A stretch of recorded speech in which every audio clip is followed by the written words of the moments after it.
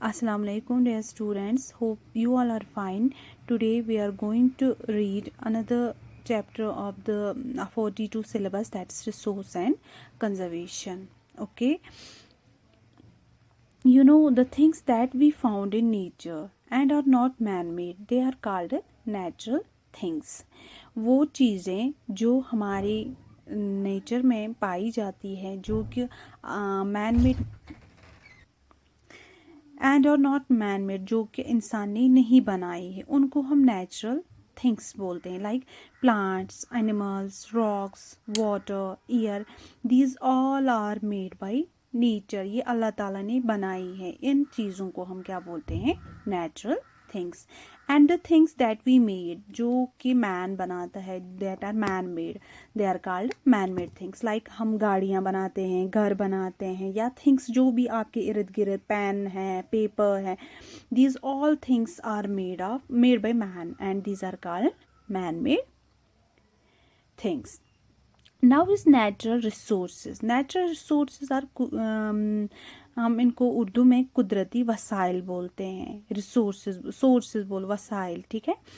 जो मटेरियल्स हम नेचर में देखते हैं और जो हमारे लिए फ़ायदेमंद है, उनमें से उनको हम नेचुरल सोर्सेज बोलते हैं. लाइक एयर है. Air is useful to us. We can not live without air. And water, soil, minerals, forests, fuels like coal, these all are natural resources. इनको हम क्या बोलते हैं? Natural resources. और इन चीज़ों के बगैर हम नहीं रह सकते ज़िंदा, और ये हमारे लिए बहुत फ़ायदेमंद है. ये जो थिंग्स है, दीज ऑकर नेचुरली, ये नेचुरल कुदरती है, मतलब अल्लाह ताला ने ये खुद बनाए हैं. इसीलिए हमें क्या करना चाहिए? हमें इनको प्रोटेक्ट करना चाहिए, हमें इनको बचाना चाहिए, सेव करना चाहिए. तो क्यों सेव करना चाहिए? ठीक है, तो इनको हमें प्रोटेक्ट करना चाहिए, सेव करना चाहिए, जिससे मतलब ये हमारे आने वाली नस्लों के लिए भी रह सके. अगर हम इनको इनका गलत इस्तेमाल करेंगे, इनको प्रोटेक्ट नहीं करेंगे, तो अगली जो जनरेशन्स होंगी उनके लिए नेचुरल रिसोर्सेज नहीं होंगे. ठीक है, वो ऑटोमेटिकली फिर डाई हो जाएंगे. So we should protect and save them.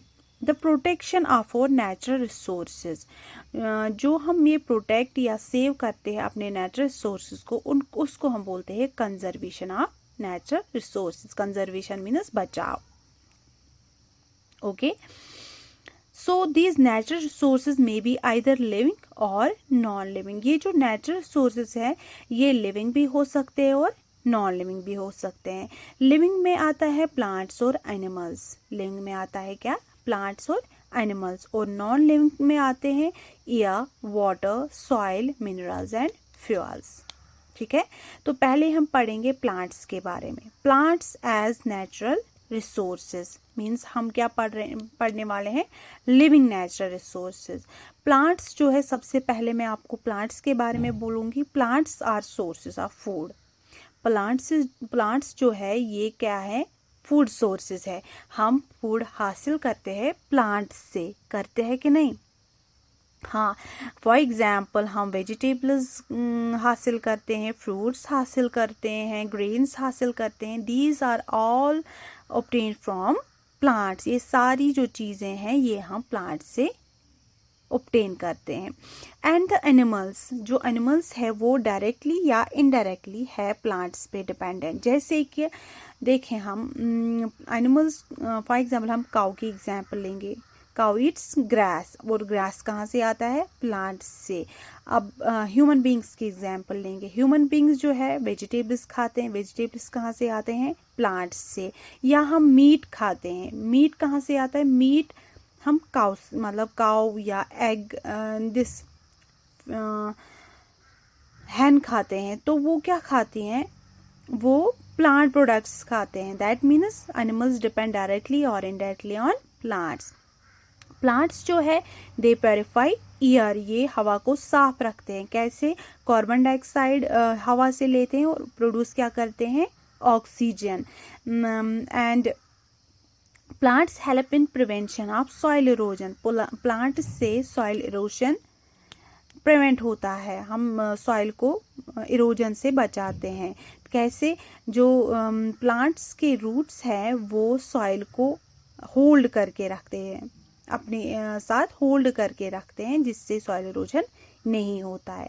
जो फॉरेस्ट्स में प्लांट्स है वो क्या करते हैं, वो शेल्टर प्रोवाइड करते हैं वाइल्ड एनिमल्स को, है ना। तो इस तरीके से भी प्लांट्स हमारे लिए यूज़फुल है, मतलब प्लांट्स ये एनिमल्स के लिए, वाइल्ड एनिमल्स के लिए यूज़फुल है। और तो और प्लांट से हम टिम्बर, वुड, ऑयल्स, मेडिसिन्स हासिल करते हैं। ठीक है, तो ये था क्या प्लांट्स के बारे में, ये कैसे हमारे लिए यूज़फुल है, how they are natural resource, how they are useful for us. Okay,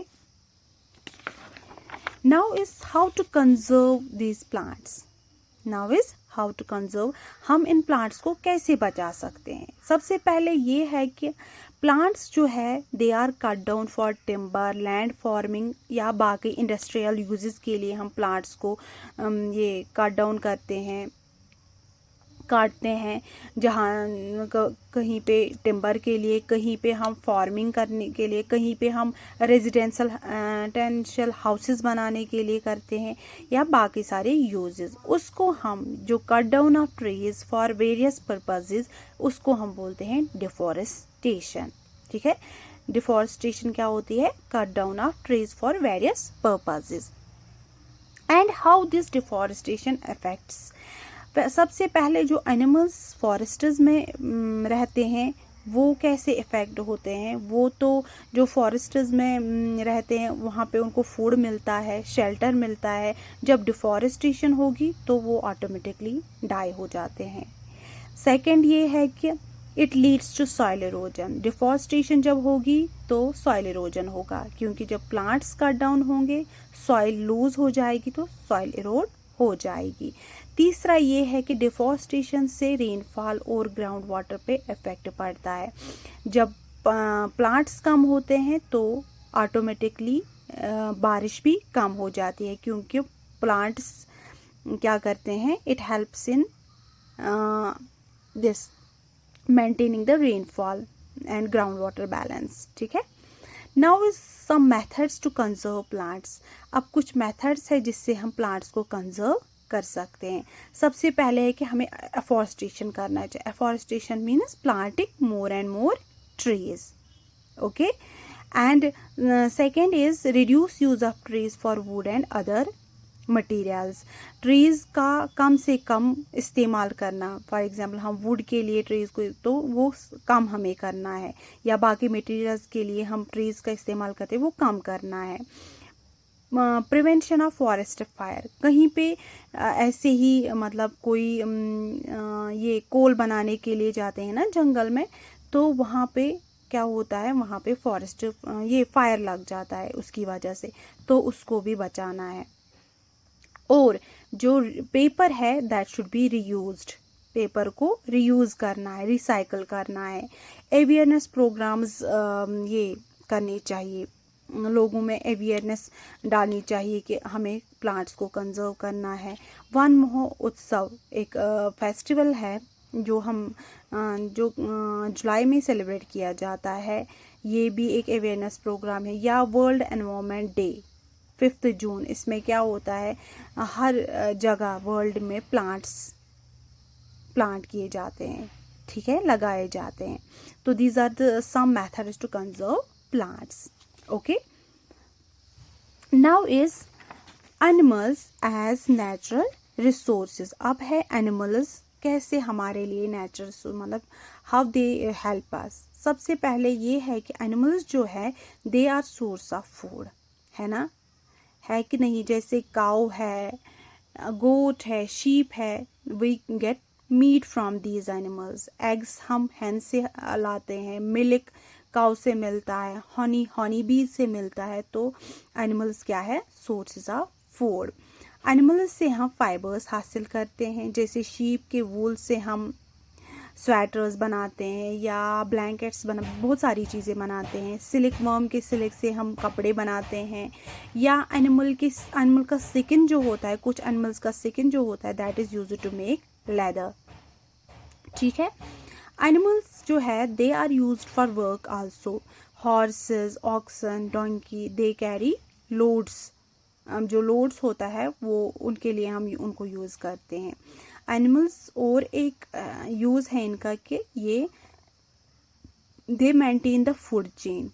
they maintain the food chain, जो फूड चेन होती है एनिमल्स वो मेंटेन रखते हैं। अगर एक एनिमल मर जाएगा तो दूसरा एनिमल उससे अफेक्ट होगा। ठीक है।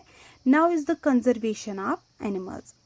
देखो फिर पहले हम पढ़ेंगे कि एक्सटिंक्ट और एंडेंजर्ड एनिमल्स क्या होते हैं।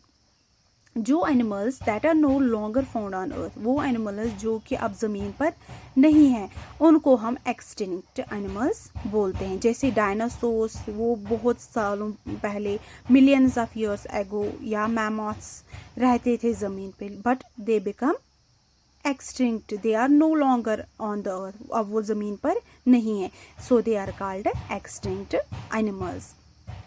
Okay, then is endangered. Endangered animals are that reduced in number, जो जिनका मतलब इसमें नंबर कम हो गया, जो बहुत कम पाए जाते हैं ज़मीन पर, और अब उनको बहुत ज़्यादा रिस्क है एक्सटिंक्ट होने का, ख़त्म होने का, उनको हम एंडेंजर्ड एनिमल्स बोलते हैं। जैसे टाइगर्स है, गेंद पांडा है। ठीक है। Now is the reasons for animals to become end, ये एनिमल्स जो है ये क्यों एंडेंजर, ये क्यों ख़त्म होने वाले हैं? क्योंकि एनिमल्स जो है दे लॉस देयर हैबिटेट, जहाँ पे वो रहते हैं ना, वो मतलब एफॉरेस्टेशन की वजह से उनसे छिन जाता है, तो इस वजह से भी एंडेंजर्ड हो सकते हैं।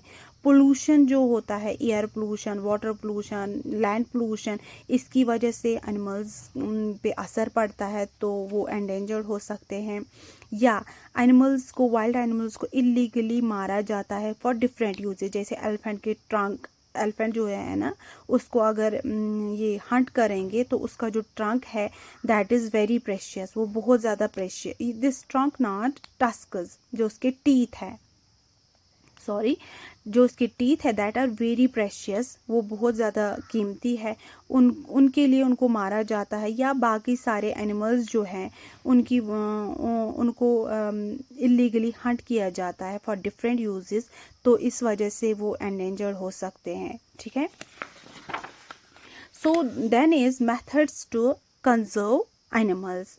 हमें क्या करना चाहिए? We should impose laws to help endangered animals. हमें मतलब ऐसे कानून बनाने चाहिए जिससे क्या लोगों में ये अवेयरनेस पैदा हो जाए कि अगर हम एनिमल्स को नुकसान पहुंचाएंगे तो उनको सज़ा मिल सकती है। ठीक है। This is one method. And another method is that we should protect large areas of land. हमें उन एरियाज़ ऑफ लैंड को प्रोटेक्ट करना चाहिए जिनको हम नेशनल पार्क्स या वाइल्ड लाइफ सेंचुरीज बोलते हैं, उनको हमें प्रोटेक्ट करना चाहिए। वहाँ पे जो एनिमल्स हैं उनको प्रोटेक्ट करना चाहिए जिससे एनिमल्स बच जाए। ठीक है। This was about the natural resources, living natural resources, plants and animals. Hope you got it. फी अमानिल्लाह। Take care.